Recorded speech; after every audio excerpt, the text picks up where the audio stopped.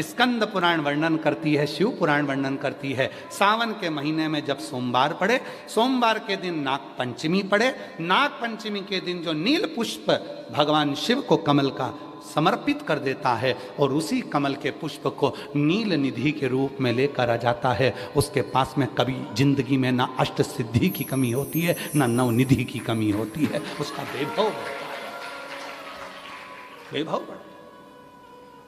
जितने संसार के लोग कर्जे में हैं, भले तुम्हारा बैंक का कर्जा हो, लोन का कर्जा हो, चाहे तुमने दुनिया में कहीं से भी कर्जा ले रखा हो, एक बार अभी 17 अगस्त को पड़ेगी, सोमवार को नाग पंचमी, 17 अगस्त। 33 वर्ष में ये 7वीं बार आ रही, बहुत रुक रुक के आती है सोमवार के, बहुत रुक रुक के, और ना जाने फिर अगला योग कब लगेगा। अगर मौका मिला है कर लो। और हमने यहां तक कहा यदि कमल का पुष्प ना मिले तो एक महाराज जी, एक पुष्प होता है वो नीले कलर का शंख जैसा होता है, जो शिव जी को बड़ा प्रिय है। क्या बोलते हैं उसको, शंख पुष्पी, क्या वो,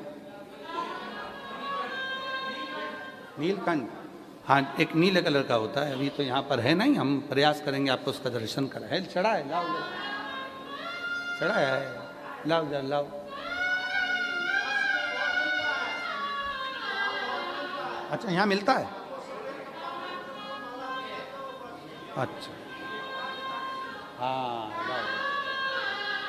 ये देखो, अगर मान लो तुम्हें नील कमल ना मिले, नील कमल प्राप्त ना हो, कहीं सरोवर तालाब में अभी बहुत बारिश हो रही है, कहीं जाना नहीं, नील कमल नहीं मिल रहा है, तो ये नीला पुष्प अगर आपको मिल जाए, एक बार नील निधि के नाम से शिव को समर्पित करना और बाबा को समर्पित कर कर उसी को वापस लेकर आना। बाबा मेरे घर में अष्ट सिद्धि नव निधि निवास करे, कृपा करना।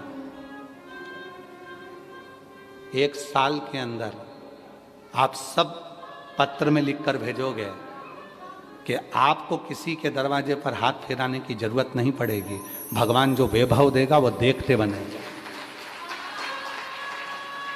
नील निधि,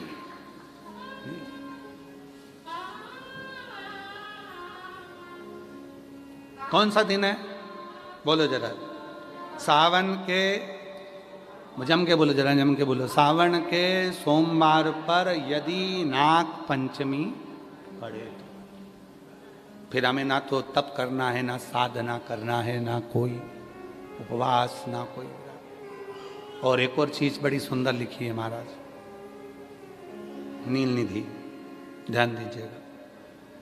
यदि डॉक्टर ने कह दिया तुम्हारे शरीर में कोई गठान है, बहुत बड़ा कोई रोग हो गया है, ये छूट नहीं रहा है, बहुत तकलीफ में पड़े हुए हो और मिट नहीं रहा, तब शिव जी के शिवलिंग पर एक दुर्वा का मुख हो जलाधारी की ओर, जहाँ से पानी बहता, बेलपत्री का डंडी का मुख हो जहाँ से जल बहता, जलाधारी की ओर, और 2 छोटी छोटी कटोरियों में,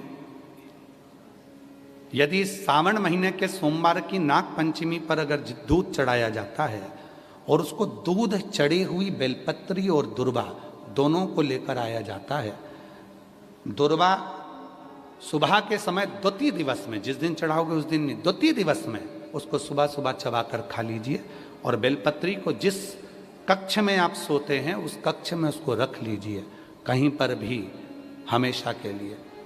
जो शरीर का रोग है वो धीरे धीरे मिटेगा ही, और 4 से 6 महीने के अंदर बड़े से बड़ा रोग सारी रिपोर्टें नील आकर सामने खड़ी है। ये कोई साधारण नहीं है। सावन महीने का सोमवार उस दिन पड़ने वाली नाग पंचमी,